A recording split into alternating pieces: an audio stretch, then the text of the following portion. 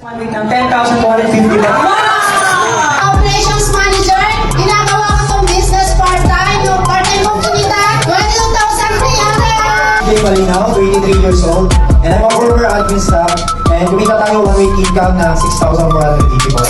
I'm Micaela Avelong from Batangas, 25 years old, and I'm former office staff. And kumita ako in just 1 week ng 3,634!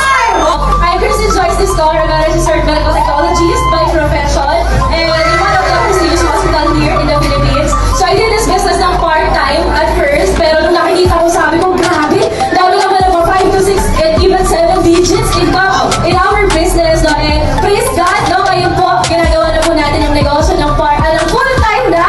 No? And praise God, kumita po tayo ng 50,235,000 pesos. Message me to know more.